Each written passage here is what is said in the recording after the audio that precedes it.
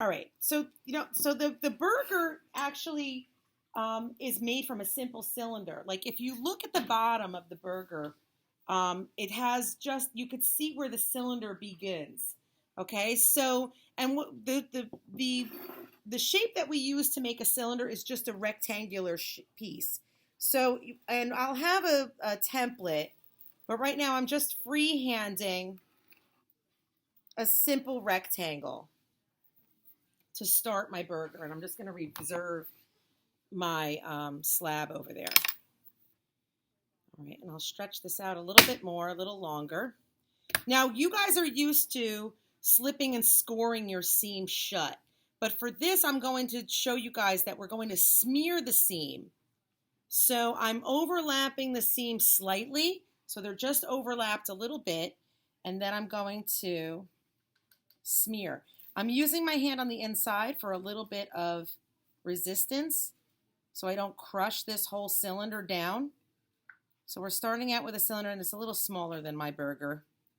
It's a slider. Let's say we're making a slider here. Okay, so I'm going to do also, I'm smearing the inside. And I'll flip it over so I could reach the other side of the inside. And my seam is smeared. Now here's the challenge of smearing a seam is you don't want the lip to get crushed, okay? And I'm going to show you.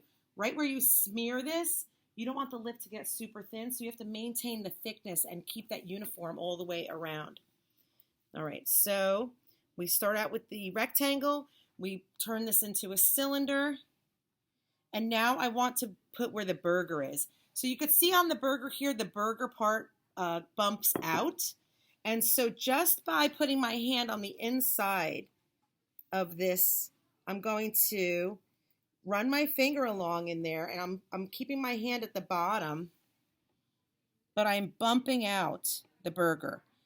If you rip through, it's okay. Try not to, but if you do, you could always patch it. The clay, when it's plastic or leather hard, is very fixable. Okay, so we could fix any problems. So I'm just doing that. Now I'm also going to take my finger and run it along just kind of to just kind of give that a little bit more definition. I want that burger to look like it's sticking out. Okay, so this is, right now I'm building this from one piece. I'm not adding anything yet. I'm just building it from one piece.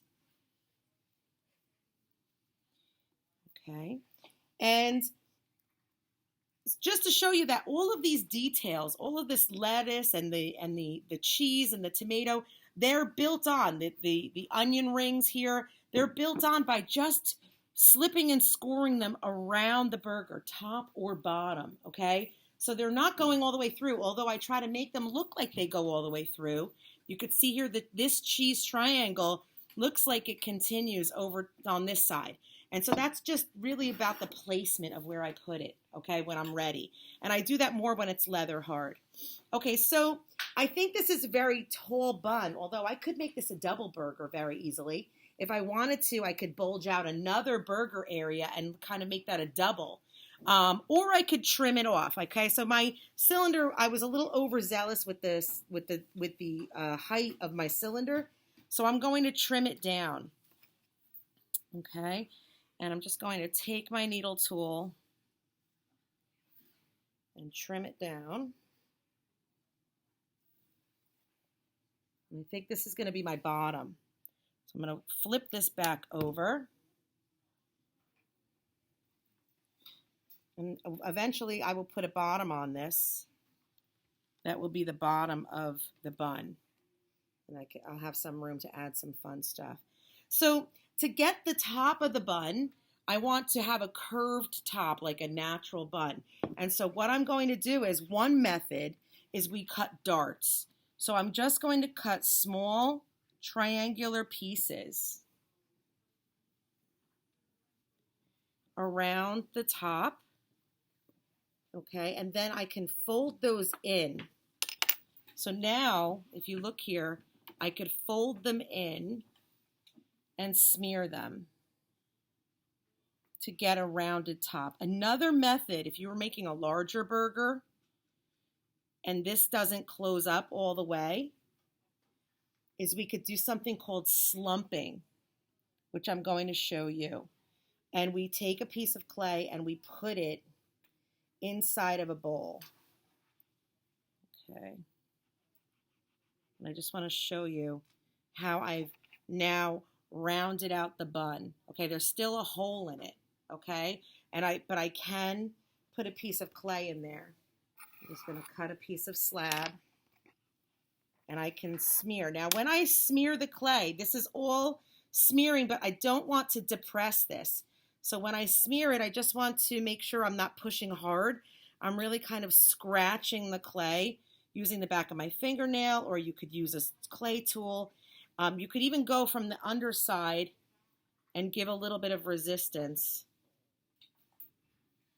Okay. And so here I have a bowl. I have a simple bowl, and I'm actually going to use the round curved bottom of the bowl to push the clay into. Okay, and that will give me a little bit of resistance. And this little slider is kind of on the small side, but it's working. All right, so I smeared it, and now it's looking more closer to a bun top. It's a little sloppy, but it's getting there. And when this gets leather hard, as long as we put it to bed under plastic and and get it to its, as long as it's in a good shape, then once it gets leather hard, we can continue to work on this. Okay, so here you could see the beginnings of the shape here. I have the bun, I have the burger, and I might even want to put this upside down in here for a second while I fix up my burger. So I'm just going to get back in there with my finger and push that out. Now, the food sculpture is really about texture too. So if you noticed, but those are some of the finishes. The little sesame seeds at the top that I'm going to add later, all of that other little garnishes that are sticking out of the sides there. And then also the burger itself has a texture. I don't know if you can see it, but it has like a little bit of a modeling on it. And so the way that I got that, and you wouldn't do that until it's leather hard, but you could get that just by pushing in with the back of the needle tool, okay, and getting that to be that texture. And then the bottom is just the way we do a bottom, where we take an oversized piece and you would just put it on, and that's not big enough.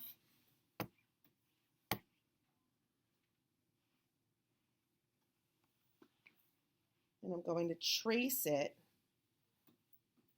just like we did the mug, just like we did the box. We want to trace it and then add the bottom and then slip and score it and then trim away. So we know that it's a perfect fit. And you can see here, it's a nice clean, the bottom was added in a clean way. You can also see that there is I'm going to put this upside down in the bowl so it could nestle, so I don't deflate my burger bun at the top.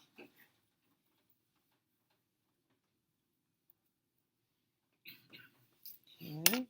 And if you notice, there's a hole in the bottom of my burger, and that's in the finished burger, and that's because when you have a totally hollow form in sculpture, in clay, there has to be a way for air to escape.